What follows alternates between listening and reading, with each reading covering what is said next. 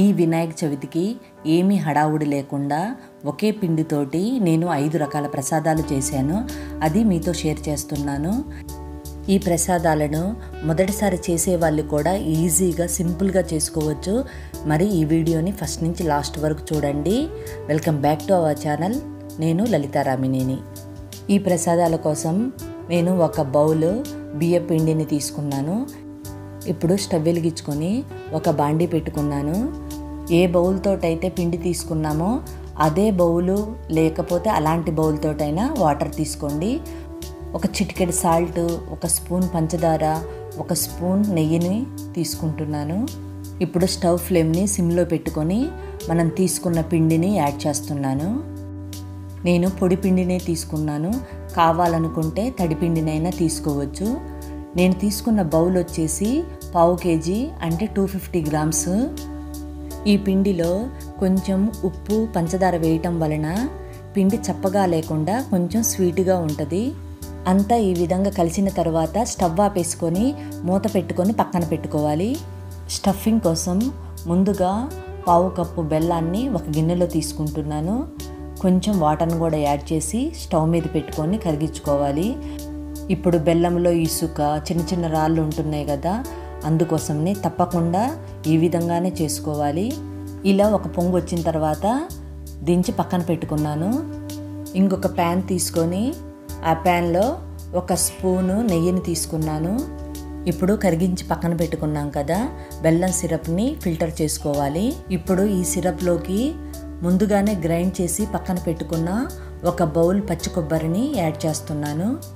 తురుముకోవాలంటే time పడుతుంది కదా, అందుకనే నేను గ్రైండ్ చేసే ఎక్కువగా వేస్తాను. ఎందుకంటే మనం ఈజీ మెథడ్ని ఫాలో చేస్తాం కదా, దానికోసమే. స్టవ్ ఫ్లేమ్ వచ్చేసి మీడియం టు లోలో అడ్జస్ట్ చేసుకొని పెట్టుకోవాలి. ఈ విధంగా అంతా కలిసే విధంగా కలుపుతూ ఉండాలి. ఇప్పుడు ఈ కొబ్బరిలో నీరంతా పోయే వరకు కలుపుతూ స్టవ్ మీద అలానే ఉడికించుకోవాలి. ఇలా ఉడికిన తర్వాత ఒకసారి పట్టుకొని చూడండి. ఇందులో ఉన్న వాటర్ అంతా పోయి కొంచెం జిగురుగా ఉంటుంది. ఇలా ఇంకో 2 minutes ఉంచి ఈ విధంగా దగ్గర పడ్డ తర్వాత నేను ఒక స్పూను ఇలాచీ పౌడర్ని కూడా యాడ్ చేస్తున్నాను. వీటన్నింటినీ ఒకసారి కలుపుకొని స్టవ్ ఆపేసుకుంటున్నాను. ఈ బియ్య పిండి కొంచెం గోరువెచ్చగా ఉందండి, అప్పుడు వీటిని కలుపుకోవాలి. గోరువెచ్చగా అయ్యే వరకు ఈ పిండిని పక్కన పెట్టుకోవాలి. మనం చేసుకునే ప్రసాదాలు కరెక్ట్గా కుదరాలంటే ఈ పిండిని కలుపుకునే విధానంలోనే ఉంటుందండి. అందుకనే నేను చేసే విధంగా మీరు చేయండి, పర్ఫెక్ట్గా చేసుకోవచ్చు. పిండిని ముందుగానే పలసగా చేసుకున్నామనుకోండి ప్రసాదాలు కరెక్ట్గా కుదరవు. ఎందుకంటే ఎక్స్ట్రా మనం పిండిని కలుపుకోవాలి, మళ్ళా నీళ్ళను కలుపుకోవాలి అంటే అదంతా పెద్ద తలనొప్పి అండి. అందుకనే మనము ముందుగానే తక్కువ నీళ్ళతోటి కలుపుకున్నాం అనుకోండి, తర్వాత కొంచెం కావాలనుకుంటే వేడి నీళ్ళతోటి అడ్జస్ట్ చేసుకుంటూ కలుపుకోవచ్చు. మరి నేను చేసిన విధంగా కలుపుకోండి, ఈజీగా చేసుకోవచ్చు. ఈ బియ్య పిండిని కూడా మనము చపాతీ పిండిని కలుపుకుంటాం కదా, ఆ విధంగా కలుపుకోవాలి. అలా కలుపుకోవటం కోసం నేను కొంచెం వేడి వాటర్ని యాడ్ చేస్తున్నాను. అదేవిధంగా ఒక స్పూను నెయ్యిని కూడా యాడ్ చేశాను. ఇంకొంచెం వాటర్ తక్కువైంది, అందుకనే నేను కొంచెం వేడి నీళ్ళల్లో చేతిని అద్దేసి మళ్ళీ పిండిని కలుపుతున్నాను. ఈ విధంగా నేను కలుపుకున్నాను. ఈ పిండిని ఈ విధంగా సాఫ్ట్గా ఉండేటట్లుగా కలుపుకోవాలి. ఇప్పుడు ఈ పిండిని 5 ప్రసాదాల కోసం బాల్స్ లాగా చేసుకుంటున్నాను. ఒక్కో ప్రసాదానికి 5 ఉండలు చేసుకుంటున్నాను. జిల్లేడికాయల కోసం కొంచెం పెద్దవిగా చేసుకున్నాను. ఈ చిన్న చిన్న ఉండలు ఉండ్రాళ్ళ పాయసం కోసం చేసుకుంటున్నాను. ఈ కొంచెం పిండిని పక్కన పెట్టుకుంటున్నాను. ఈ ప్రసాదాలలో ముందుగా నేను మోదకాలు చేస్తున్నాను. వీటి కోసం అరచేతి సైజు ఉన్న చపాతీ చేసుకుంటున్నాను. నెయ్యిని చేతితో తీసుకుంటూ ఈ విధంగా చపాతీని చేసుకున్నాను. ఇప్పుడు ఇందులోకి పక్కన పెట్టుకున్న స్టఫింగ్ని తీసుకుంటున్నాను. ఈ స్టఫింగ్ని లోపల వైపుకు నొక్కుకుంటూ చుట్టూ ఈ విధంగా చేసుకోవాలి. మోదక్ షేపు వచ్చే విధంగా ఈ విధంగా చేసుకోవాలి. పైకి అంటూ ఉంటుంటే కొంచెం పిండి పైకి వస్తుంది. ఆ పిండిని తీసి పక్కన పెట్టేసుకోండి. ఇప్పుడు ఈ విధంగా మోదక్ షేప్లో ఈ విధంగా నొక్కుతూ చేయాలి. నేను మోదకాలు ఎలా చేస్తానో అదే మీతో షేర్ చేస్తున్నానండి. మీరు కావాలనుకుంటే పిండిని తీయకుండా అలానైనా మోదకం చేసుకోవచ్చండి. కాకపోతే పైన ఉత్తపిండి ఎక్కువగా ఉంటుంది కదా, అందుకనే నేను ఈ విధంగా చేస్తాను. మోదకం మోల్డ్ ఉన్నా కూడా దాంట్లోనే పెట్టి చేసుకోవచ్చండి. ఈ మోదకాలు ఇంకా అందంగా కనపడాలంటే చాకుతో కానీ స్పూన్తో కానీ ఈ విధంగా లైన్స్ చేసుకోవాలి. జస్ట్ అలా నొక్కి వెంటనే తీయాలి. ఈ విధంగా మిగతా 4 మోదకాలు కూడా చేసుకున్నాను. ఇప్పుడు పూర్ణం ఉండ్రాళ్ళ కోసము సేమ్ అలానే చపాతీ చేసుకొని కొంచెం స్టఫింగ్ పెట్టుకొని ఈ విధంగా నొక్కుకుంటూ ఒక బాల్ లాగా చేసుకోవాలి.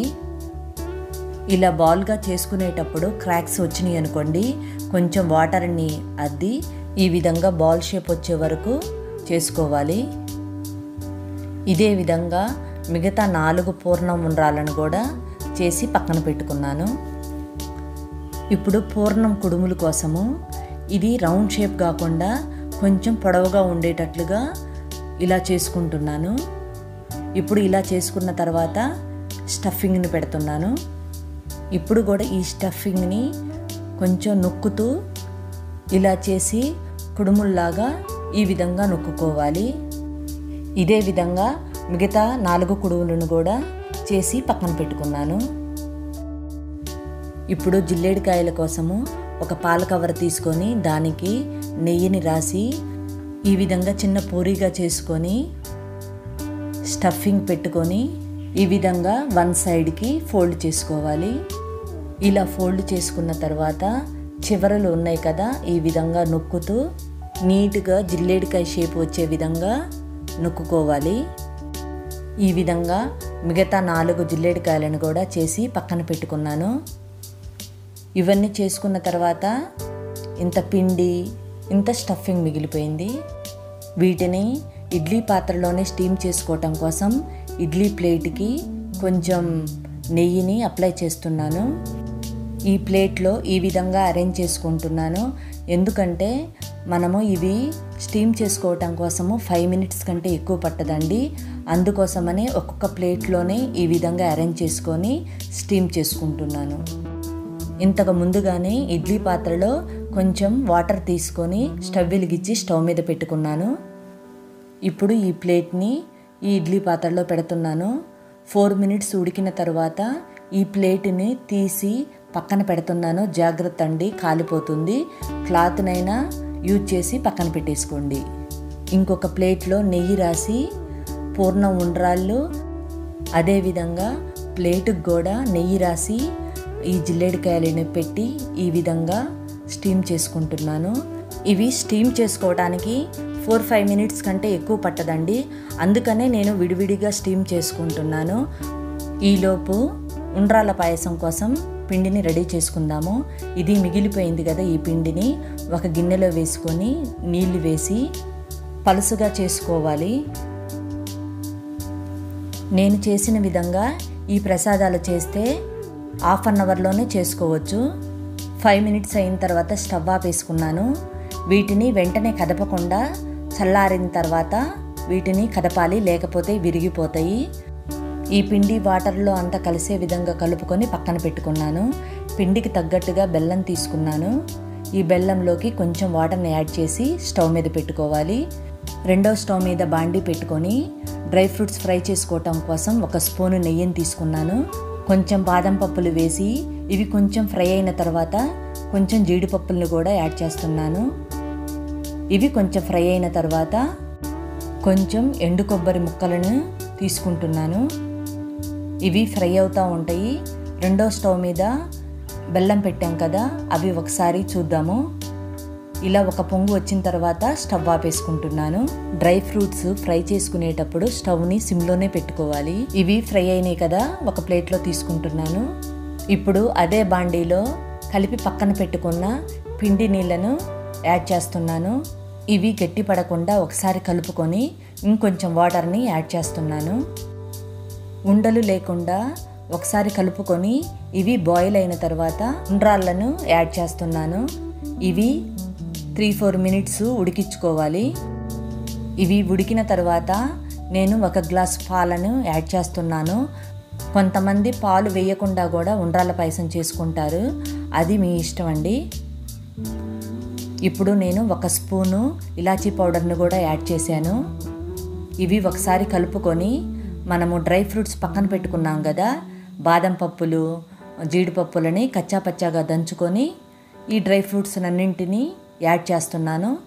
మరి నేను చేసిన ఈ ప్రసాదాలు, నేను చెప్పే విధానము మీకు నచ్చినట్లయితే తప్పకుండా నా ఛానల్ని లైక్ చేయండి, షేర్ చేయండి, సబ్స్క్రైబ్ చేసుకోండి. మీ ఫ్రెండ్స్కి, మీ ఫ్యామిలీ మెంబర్స్కి కూడా షేర్ చేయండి. 1 నిమిషము ఉడికించుకున్న తర్వాత స్టవ్ ఆపేసుకొని బెల్లం సిరప్ని యాడ్ చేశాను. ఈ బెల్లం సిరప్ అంతా కలిసే విధంగా కలుపుకోవాలి. నేను చేసిన ఈ ప్రసాదాలు చాలా టేస్టీగా ఉన్నాయండి. వీటిలో ఏది వీలుగా ఉంటే అది చేసుకోండి. Thank you for watching.